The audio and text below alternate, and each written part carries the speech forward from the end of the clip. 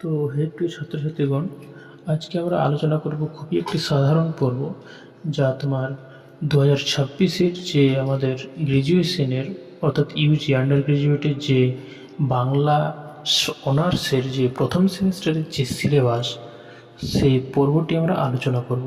তো তোমাদের বাংলা অনার্সের প্রথম সেমিস্টারে যে সিলেবাসটি রয়েছে মেজর পেপারে, তা হলো বাংলা সাহিত্যের ইতিহাস। এটা তোমাদেরকে পড়তে হবে দশম থেকে অষ্টাদশ শতাব্দী পর্যন্ত। অর্থাৎ এখানে তোমরা দেখতে পাবে বাংলা সাহিত্যের ইতিহাসে যুগ বিভাগ, প্রাচীন যুগ, আবার শ্রীকৃষ্ণ কীর্তন, মনসামঙ্গল, এসব ইত্যাদি জিনিস দেখতে পাবে।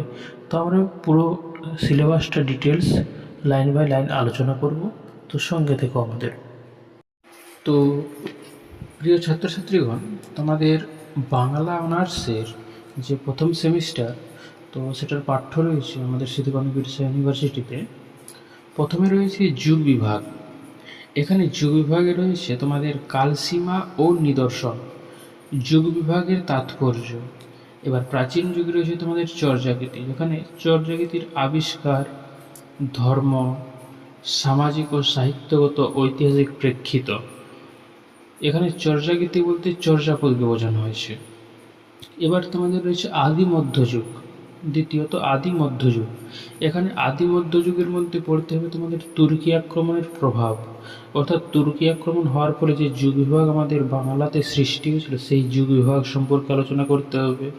তুর্কি আক্রমণের বিষয়বস্তু প্রতিটা জিনিস তোমাদেরকে জানতে হবে এখানে। তারপর রয়েছে শ্রীকৃষ্ণ কীর্তন কাব্য, মঙ্গল কাব্যের উদ্ভব, লক্ষণ ও বৈশিষ্ট্য, অর্থাৎ মনসামঙ্গল, যেটি বিজয়গুপ্ত দ্বারা রচিত। এবার অনুবাদ সাহিত্যে রয়েছে আমাদের ভাগবত, রামায়ণ ও মহাভারত। তারপর পদাবলী সাহিত্য, পদাবলী সাহিত্যতে রয়েছে কবি বিদ্যাপতি এবং চণ্ডীদাস। বিদ্যাপতি বলতে আমরা যাকে মৈথিলী কবি বলে জেনে থাকি। তারপর 3 নম্বরে রয়েছে আমাদের অন্তমধ্যযুগ, যেখানে রয়েছে শ্রী চৈতন্য ও বাংলা সাহিত্য, চৈতন্য জীবনী কাব্য।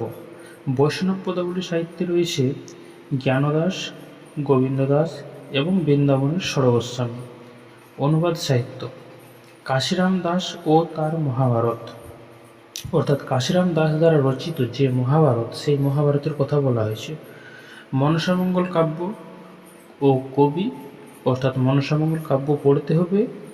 তারপর তোমাদের কবি সম্পর্কেও তোমাদের জ্ঞান অর্জন করতে হবে।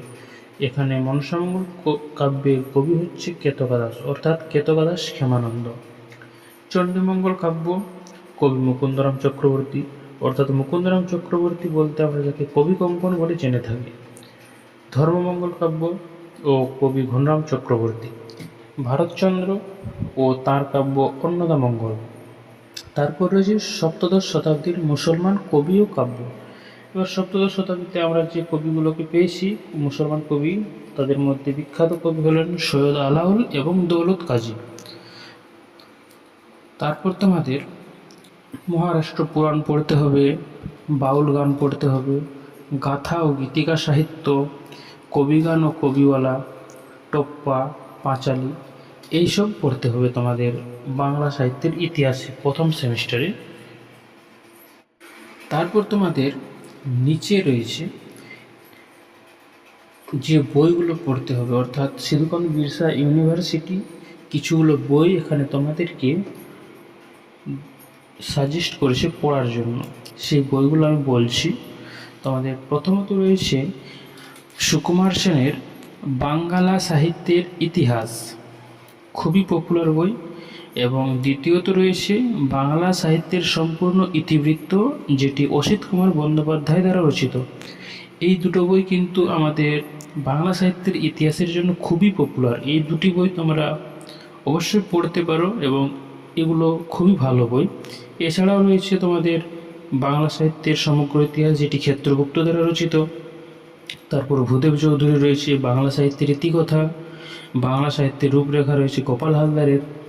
এই বইগুলো আছে। তবে আমার সবথেকে পছন্দের বই সেটি হচ্ছে অসিত কুমার বন্দ্যোপাধ্যায়ের বাংলা সাহিত্যের সম্পূর্ণ ইতিবৃত্ত এবং সুকুমার সেনের বাঙ্গালা সাহিত্যের ইতিহাস। এই সুকুমার সেনের যে বাংলা সাহিত্যের ইতিহাস যে বইটি রয়েছে এটি খণ্ডে খণ্ডে বিভক্ত রয়েছে, অর্থাৎ প্রতিটি লাইন ধরে ধরে তোমাকে জানতে হবে এবং খুবই। তো প্রিয় ছাত্রছাত্রীগণ, আমাদের সিধু কানু বিরসা ইউনিভার্সিটির যে বাংলা অনার্সের যে প্রথম সেমিস্টারের যে সিলেবাস তা এইটুকুই ছিল, এবং এর বাইরে আমাদের কিছু পড়তে হবে না প্রথম সেমিস্টারের জন্য গ্র্যাজুয়েশন লেভেলে। তারপর তোমরা ধীরে ধীরে এগোবে, ধীরে ধীরে আরও অনেক কিছু জানতে পারবে। তো এইটুকুই ছিল আজকের আমাদের ভিডিও। তো সঙ্গে থেকেও পরের ভিডিওর জন্য অপেক্ষা করো।